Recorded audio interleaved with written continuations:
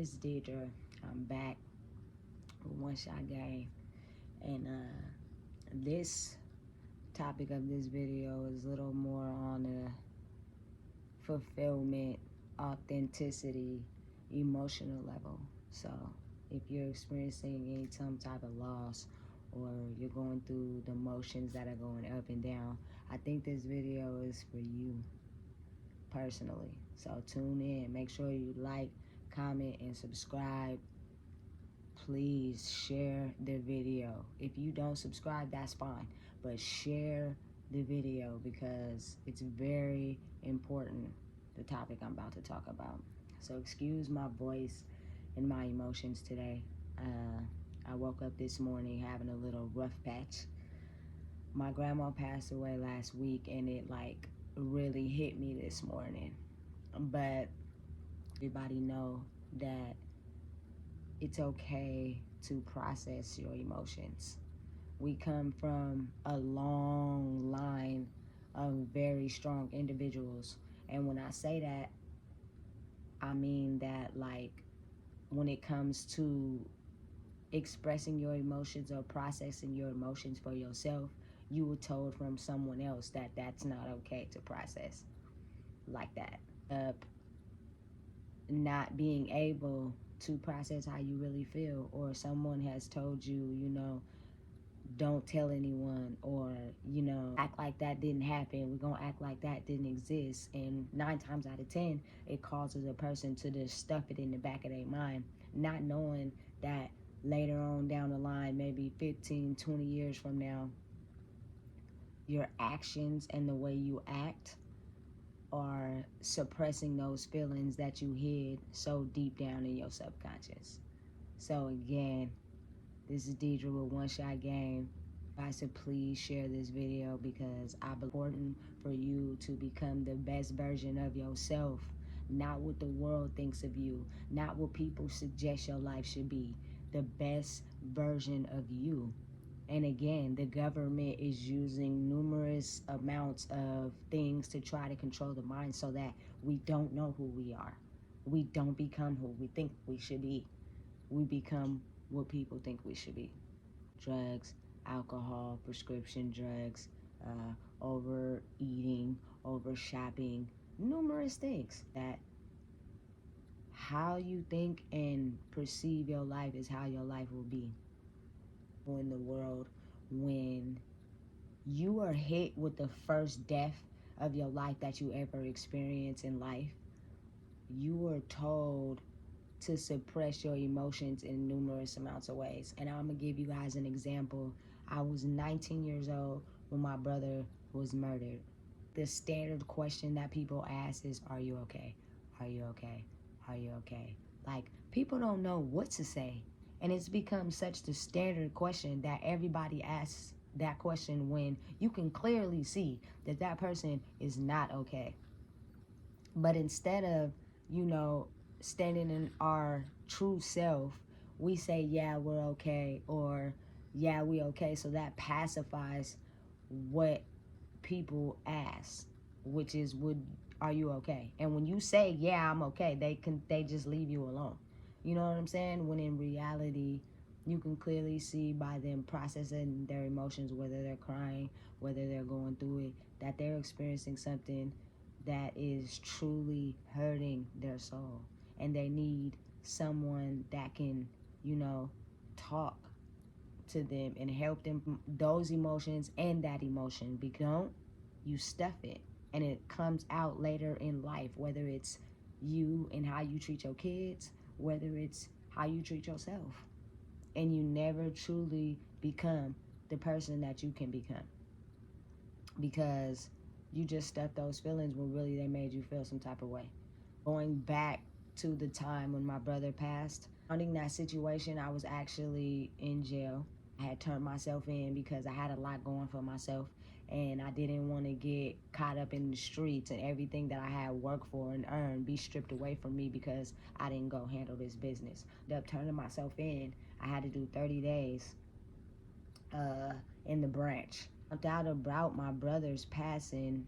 It was my grandmother who actually came to the jail and told me, you know, that my brother was killed, completely blacked out and started crying. Emotion I was supposed to process, but I still hadn't yet really grasped the fact that it was real, because I was in jail. This preconceived notation that when I got out, I was gonna see his face. You kind of trick your mind. It's almost like the verge of insanity, because you kind of trick your mind to believe what you wanted to believe, but not really facing it head on. You know what I'm saying? 3 days I get out. I get out early, a couple days early, when it really hit me that this is really real. The sibling that you grew up with is no longer here in this physical world.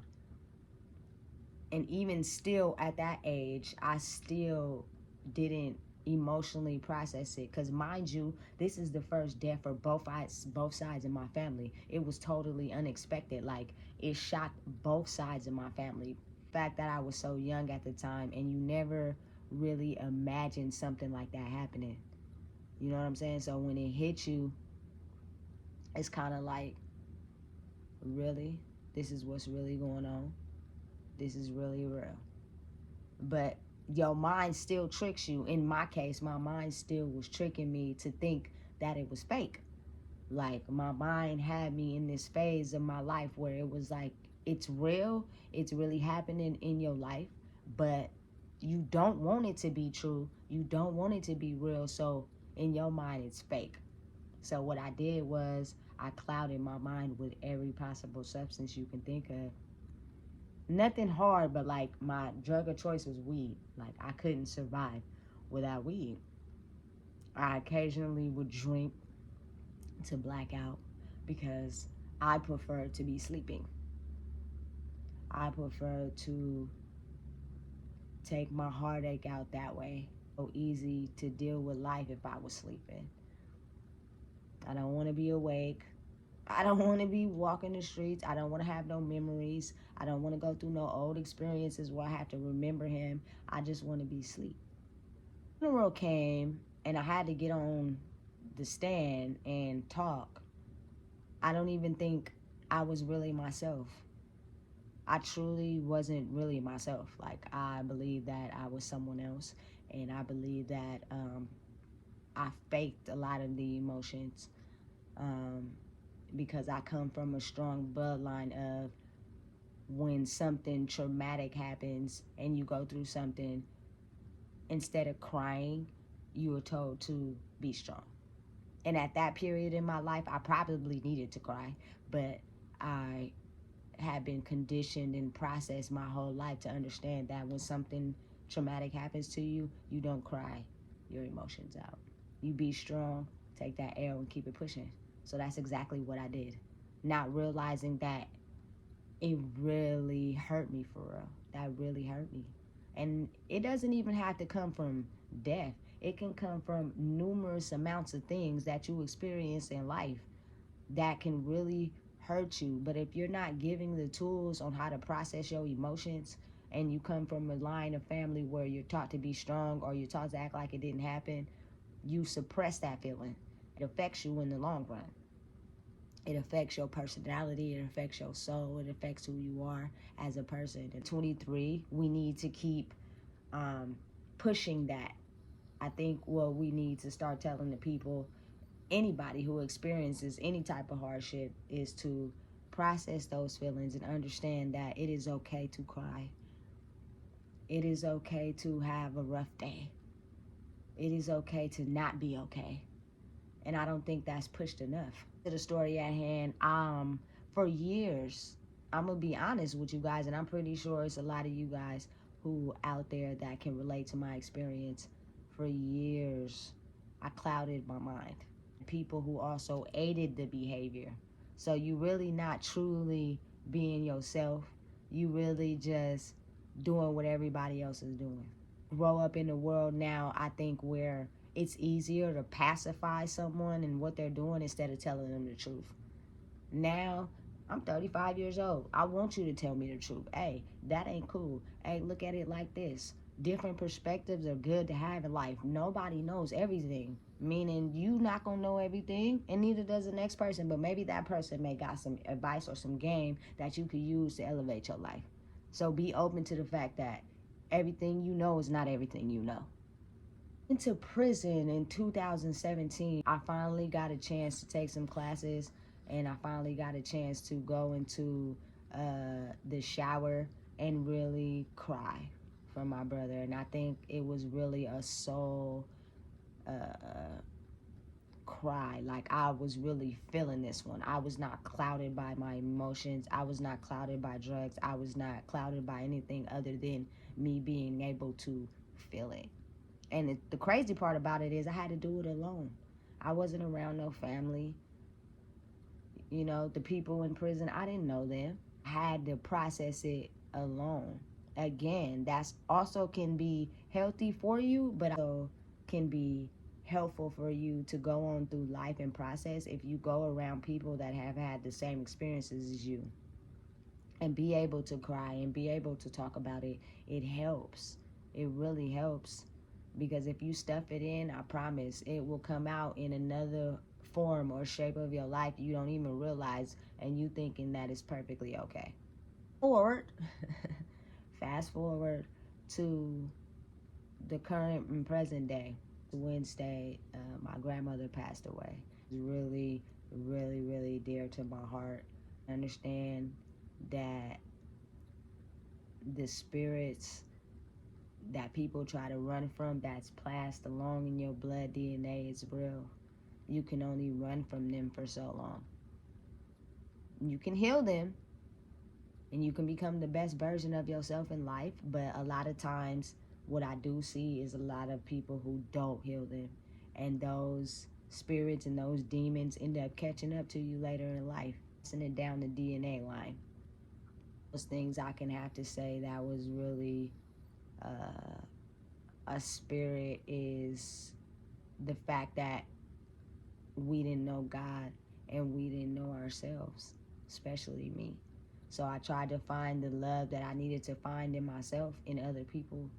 Relationships were loving in a sense, but at the same time very damaging to my soul, because I was put down. I was told I wasn't nothing. And it doesn't help you become who you need to be. You need to be alone to become who you need to be. You need to sit with yourself. You need to find your areas of trauma that is really affecting your life and heal those things. And it's easier said than done, but I mean, if you're sitting at home, you know, really trying to heal the trauma or wounds, just go on day to day through life, ignoring it, acting like it don't exist, you will never be able to heal those wounds. They will forever hurt you and harm you in some type of way. And the pain and the things we experience in life is meant for us to know how to deal with them.